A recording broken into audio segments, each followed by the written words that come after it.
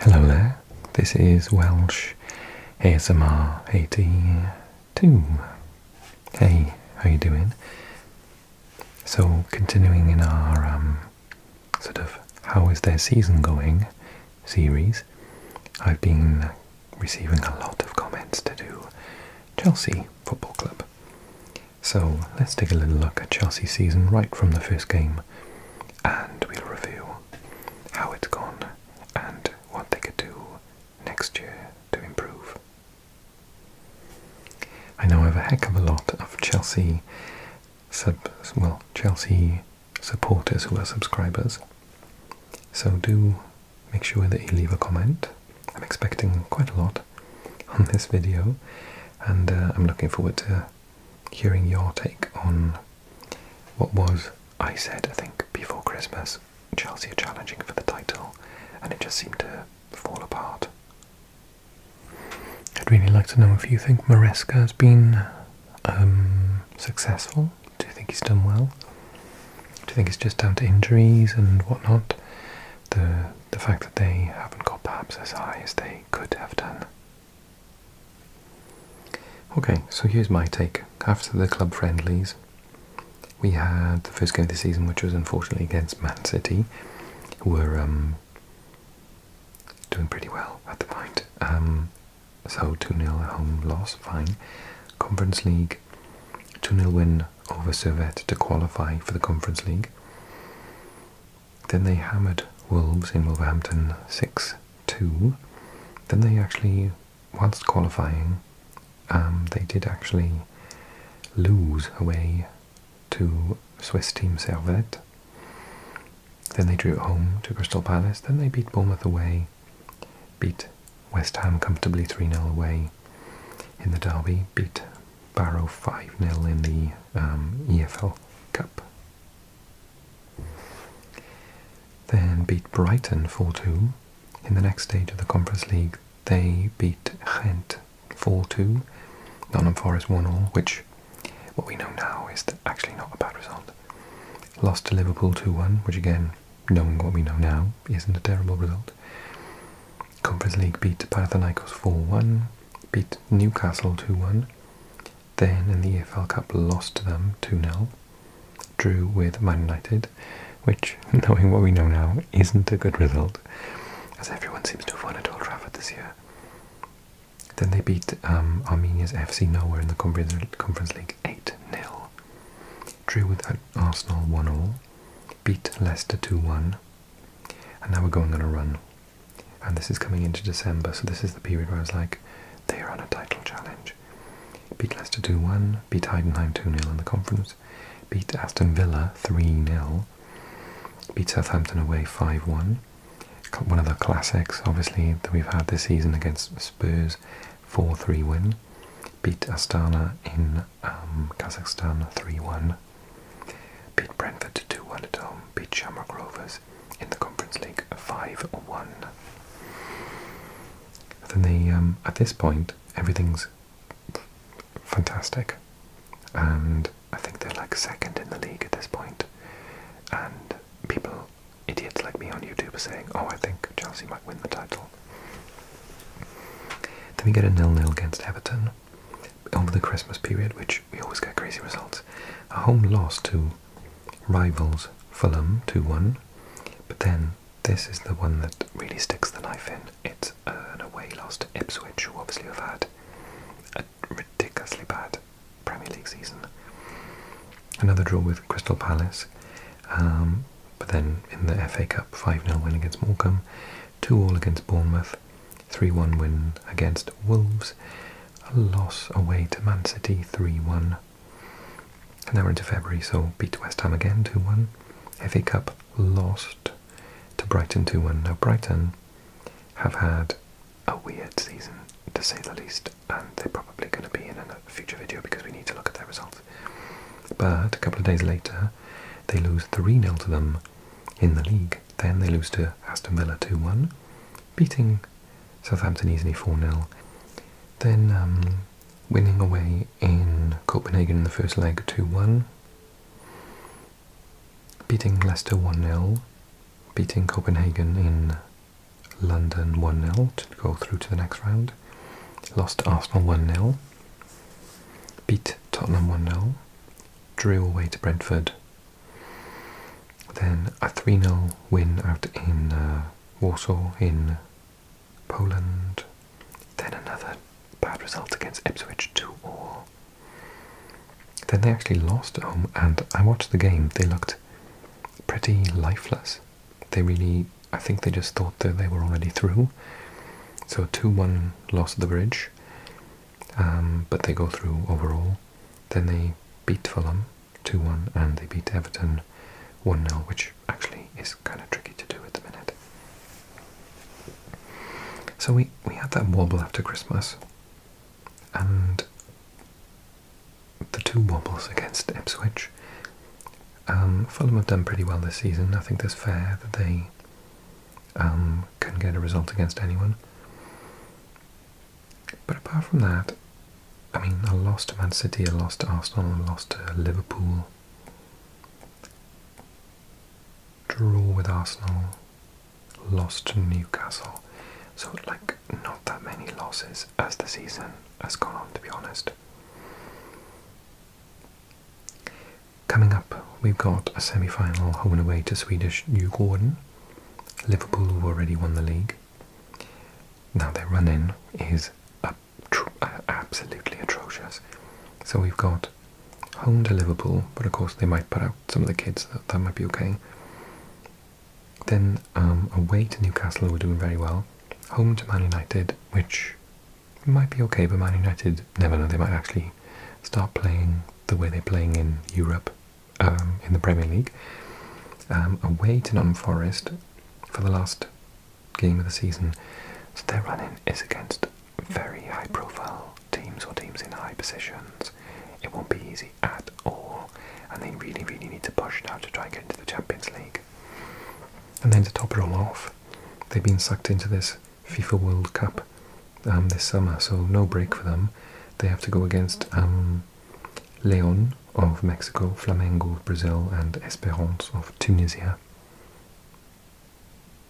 Okay, let's look at the table then. So, 5th.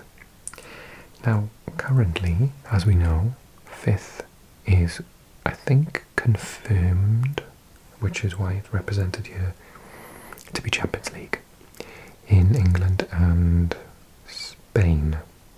So last year, Germany and Italy got the extra spot for having the highest performers that season. But if you consider that they have to play 1st, 3rd, 6th, and Man United before the end of the season, that is a big ask. But as I said, Man United pretty inconsistent, plus they're home in that match. Liverpool already won the league. Maybe they'll play a couple of the youth teams. Although it's not like they're out of Europe, so it doesn't mean that they have to rest anyone for Europe, so maybe they will just keep going. Newcastle in pretty decent form, only 1 loss in 5. Nottingham Forest 2 losses in 5. So yeah, it's a pretty difficult ask actually compared to some of the other teams. Let's have a look at Nottingham Forest, for example. So they've got Brentford, Crystal Palace, Leicester, West Ham, and Chelsea on the last day. So it's an easier run-in, definitely. Newcastle, Brighton, Chelsea, Arsenal, Everton. So this is pretty difficult as well, actually. What about Aston Villa? I'd still think that they are in with a shout. Fulham, Bournemouth, Spurs, Man United. And Spurs and Man United might be preparing for a European final at that point. So of everyone, I think Aston Villa's run-in is the easiest. So yeah, in terms of, I don't really know what to say in terms of like tactics. Maresca's like not got anything completely wrong in my eyes. It's not like he's, you know, beleaguered like Postecoglou or something. But at the same time, I don't know. It's a difficult club to comment on, to be honest. The expectations are sky high, but at the same time, you have to be realistic and know that it's obviously the most difficult league in the world. They've got a squad of fairly new players, young players. that they need to embed. This is the manager's first season. There's a lot of pressure on them from fans, from the owners. So yeah, I think it's difficult. I think they can qualify for the Champions League. But obviously the chasing pack of Nottingham Forest and Aston Villa do have, I think, slightly easier games than Chelsea. Chelsea are going to have to really focus. Not like they were when they played at home to Legia Warszawa. They were not focused at all.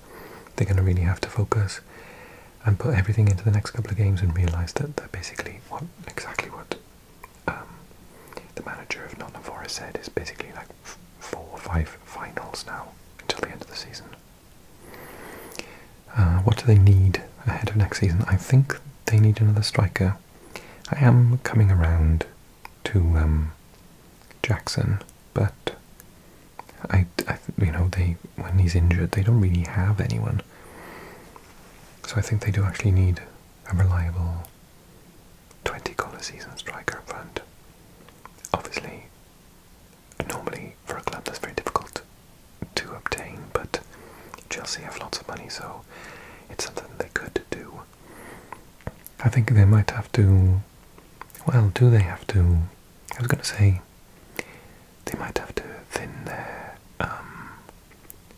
squad a little bit because they have so many, but actually if they're going to potentially be playing European football, potentially Champions League football next year, and they're going to be in 2 domestic cups and the league, then maybe don't, and just have, a certain number of players that play. Let's say they get into the Europa League, then maybe they can have, as they have this year, a certain group of players that are always playing in the cups, and then other ones that play in the Premier League. So that could be an option, I suppose, but normally when you have such a large squad, you can't get them to gel as well, and it affects the sort of cohesion and the understanding and the implementation of tactics, so that could be a factor potentially. I think overall, if they finish 5th, which will be Champions League, I think that they will look back and say that they've had a successful season. When you look at, they have only actually lost all season, 6 or 7 games or something? So, oh no, it says 8.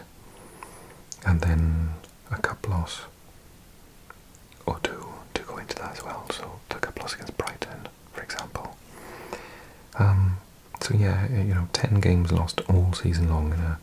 How many games have they played? Like 60 or something. So I don't think it's terrible. I think it's been a good sort of first season for Maresca, personally. Let me know what you, as a Chelsea fan or an observer, think about his tactics. Do you think that he's not daring enough? Do you think that he's too daring? I don't really know. People don't talk about him in the same way that they talk about certain other managers. So I don't actually know that much about him, and I can't. When I watched the match against Legia, I couldn't work out what the tactics were, to be honest. But obviously I picked a pretty bad match, but I watched them a couple of times this year. They seem to have good counter-attacking football. But they're not necessarily a counter-attacking team. Do they pass it around? Like, I don't really know what they do, if you know what I mean. They're not high-pressing as such, are they? I can't really sort of sum up their tactics in one go. Maybe they're more pragmatic. Maybe that's why sometimes it works and sometimes it doesn't. Anyway, I'll let me know in the comment section. I look forward to reading it. And I think next year, to be honest, they should try and push on from this, because I think overall it's been a pretty decent season. And I think if Chelsea fans are disappointed, it's possibly because of the previous successes you've had, but you've dropped down and now you're trying to wake your way back up, and this is a first good step. Anyway, I hope you've enjoyed. Don't forget to leave me a comment and let me know which is the next club I should look at, and leave a like for the video, leave a comment as well, let me know about how you feel Chelsea's season has gone, and lastly subscribe if you haven't already, and maybe if you want to join me on my Patreon, then go ahead and do that as well. Okay, thanks so much for watching, hope you enjoyed the series, take care and see you soon, bye bye bye.